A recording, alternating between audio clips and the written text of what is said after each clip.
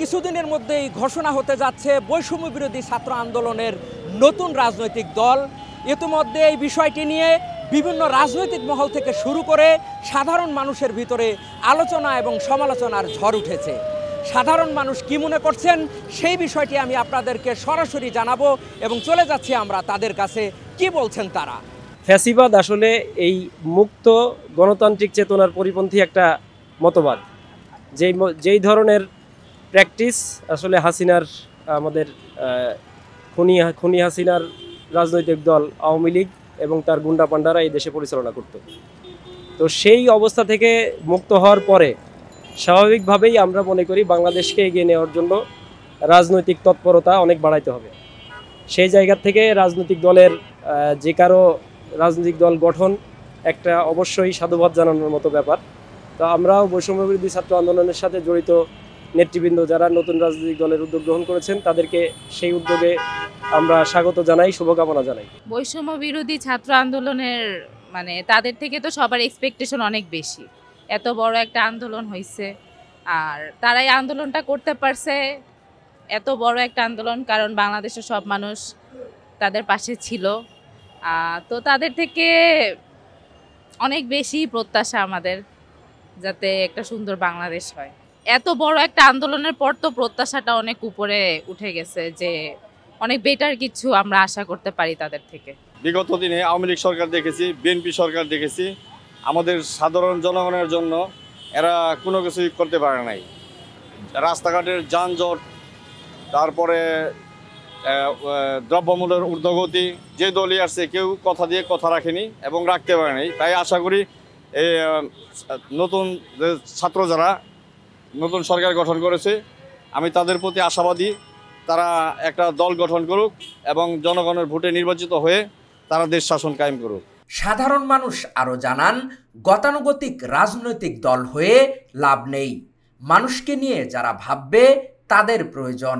আমার মতামত হলো রাজনীতিবিদ যারা করে তাদের রাজনীতি করা উচিত এবং যারা লেখাপড়া করে তাদেরকে লেখাপড়া করা উচিত এবং যারা কৃষিকাজ করে তাদের কৃষিকাজ করা উচিত। যার যে পেশা সেটাই করা উচিত আমার ব্যক্তিগত মত। দলটা কতটুকু পুরা বাংলাদেশের ছাত্র বা নতুন জেনারেশন বাদে যদি আমরা ওভারঅল চিন্তা করি তাদের কাছ থেকে কতটুকু ভোট পাবে সেটা একটা দেখার বিষয়। কারণ তারা হচ্ছে এক মূল ধারার এক রাজনীতি চিনে, আওয়ামী লীগ বিএনপি, এর বাইরে এরা কোনো ধরনের রাজনীতিকে কতটুকু গ্রহণ করবে সেটা হচ্ছে একটা দেখার বিষয়। যদিও অনেক তরুণ ভোটাররা আছে কিন্তু আগের ভোটারদের কথাও যদি আমি চিন্তা করি তাহলে তাদের গ্রহণযোগ্যতাটা কতটুকু এটা আসলে আমরা এখন বলতে পারছি না যে তারা আসলে কতটুকু ভোট পাবে বা তারা আদৌ আসতে পারবে কিনা, বা তারা কি নিজেদের মধ্যেই থাকবে, খালি তারা কি শুধু নতুন ইয়াং জেনারেশনকে টার্গেট করবে নাকি হচ্ছে অন্যদেরকে নিয়েও কাজ করবে, সেই জিনিসটা হচ্ছে দেখার বিষয়। তো এটা তাদের জন্য সবচেয়ে বড় চ্যালেঞ্জ হবে যে কীভাবে তারা পুরা সব জেনারেশনকেই আসলে ইন্সপায়ার করতে পারবে যে তাদেরকে ভোট দেওয়ার জন্য। দেখেন ছাত্র আন্দোলনটা শেষ হয়ে গেছে, তারপর এখন বর্তমানে প্রতিদিন একটা আন্দোলন হচ্ছেই, প্রতিদিন শাহবাগে যাবেন, চলে যাবেন, একটা আন্দোলন হচ্ছেই। এবার যদি আন্দোলন হয় ভার্সিটি আছে সব কিছু বন্ধ, পড়ালেখা কিন্তু ঠিকমতো হচ্ছে না। তিতুমির কলেজ বন্ধ, ওখানে অনেক কলেজের সাথে মারামারি, কিছু কলেজ ভাঙচুর হয়েছে। এভাবে যদি হয় এবং ছাত্র দলও গঠন করে তাহলে পড়ালেখাটা কিন্তু অনেক বিঘ্নিত হবে। কারণ ছাত্ররা কিন্তু বলছিল ছাত্র রাজনীতি নিষিদ্ধ করার জন্য, তারাই কিন্তু বলেছিল ছাত্র রাজনীতি হবে না, ক্যাম্পাসে বন্ধ থাকবে। তারা যদি দল গঠন করে তাহলে সেই বাংলাদেশটা মনে হয় না ভালো দিকে যাবে। তো আমি চাচ্ছিলাম তারা ভালো কাজ করছে, সরকারটাকে পতন করাইছে, তো যেটাই করছে ভালো করছে, কিন্তু তাদের উচিত কীভাবে ছাত্রদেরকে পড়ালেখার দিকে নেওয়া যায়। তো এই দলটা না গঠন করে তারা পড়ালেখার মানটা উন্নত করা দরকার। তো দলটা গঠন করলে, আর আমি যদি দল গঠন করি কারণ আমি বলবো যে অমুক এই দিনে প্রোগ্রাম, ওই দিনে প্রোগ্রাম, এই দিনে এই, ওই দিনে সেই, এভাবে হলে কিন্তু পড়ালেখাটা হবে না। তাই আমি চাচ্ছিলাম যে ছাত্ররা দল গঠন না করে কীভাবে দিক নির্দেশনা দেওয়া যায়, ভালো কিছু দিক নির্দেশনা উপদেষ্টাদেরকে, বা এখন তো ওদের কথা শুনে সরকারি উপদেষ্টা মণ্ডলীরা শুনে, তো ওরা যদি ভালো সাজেশন দেয় তাহলে দরকার। কিন্তু এই দল গঠন করে এই যে একজন খায় গেছে আরেকজন খাবে, এই বাংলাদেশ কিন্তু অন্যদিকে যাবে না। ছাত্ররা যদি একটা দল গঠন করে তাহলে লেখাপড়াটা কীভাবে হবে? এটা যাই হোক আমি বিরোধী না, এটার বিরোধ না, কিন্তু আমি এটাই বলতে তাদের লেখাপড়ার ক্ষতি হবে না। শিক্ষার্থী সহ তরুণরা জানান, নতুনদের সঙ্গে অভিজ্ঞদের যদি সংমিশ্রণ হয় তাহলেই কেবল ইতিবাচক পরিবর্তন সম্ভব। তারা রাজনৈতিক দল আনছেন, আমরা অভিনন্দন জানাই। তবে তাদের মধ্যে যে অহংকার, এই অহংকার তাদেরকে বালুচরের বাধা যেমন ঘর ভেঙে তছনছ হয়ে যায়, এভাবে ভেঙে তছমাছ হতে পারে বলে আমি মনে করি। এখন যে ছাত্ররা দল করার জন্য আমি তাদেরকে সাধুবাদ জানাই এবং আমি আশা করি তারা যদি দল করতে চায়, দল করা তাদের গণতান্ত্রিক অধিকার, তাহলে তারা যেন রাষ্ট্র ক্ষমতায় থেকে দল না করে রাষ্ট্র ক্ষমতা থেকে জনগণের কাতারে এসে দল করে। বৈষম্য বিরোধী ছাত্র আন্দোলনে যারা ছিল তারা সবাই তো ইয়াং জেনারেশন, তো ইয়াং জেনারেশনের থেকে আমাদের এক্সপেকটেশনটা এরকম যে তারা ইয়াং জেনারেশন কিংবা হচ্ছে আধুনিকতা, আধুনিক রাজনীতি, আধুনিক সংস্কৃতি সম্পর্কে অনেক বেশি সচেতন, অনেক বেশি জ্ঞানী। এ কারণে তারা এই জিনিসটার সাথে তাল মিলিয়ে, এই জিনিসটার সাথে খাপ খাইয়ে অনেক কিছু করতে পারে।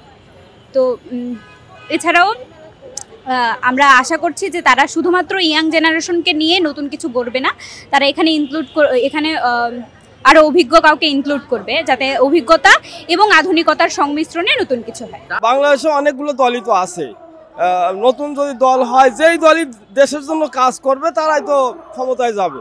নতুন করে দল হোক, সেই দল যদি নিঃস্বার্থভাবে, সেই দল যদি মানুষের জনগণের কল্যাণের জন্য কাজ করে, এতে সমস্যা কোথায়? বাংলাদেশের বর্তমান পার্সপেক্টিভে আমরা দেখতে পাচ্ছি 53 বছরে আমাদের অনেকগুলো বড় বড় রাজনৈতিক দল আমরা দেখছি, এবং তারা সেই রাজনৈতিক দলের ব্যানারে তারা যে কার্যক্রমগুলো করেছে আমরা সেটাও দেখেছি। এই জন্য নতুন যে কোনো রাজনৈতিক প্ল্যাটফর্মকে আমরা স্বাগত জানাই, এবং ছাত্রদের যে প্ল্যাটফর্ম তাদেরকেও আমরা স্বাগত জানাই। এবং বাংলাদেশে এরকম আরও সত্যিকার অর্থে জনগণের স্বার্থে এবং দেশের স্বার্থে যদি কোনো রাজনৈতিক দলের আসে, তাহলে সেই ক্ষেত্রে আমরা ওয়েলকাম জানাবো, সবসময় স্বাগত জানাবো। চারদিক হাহাকার, দাবি দেওয়া আর আন্দোলন, রাজপথে সবাই।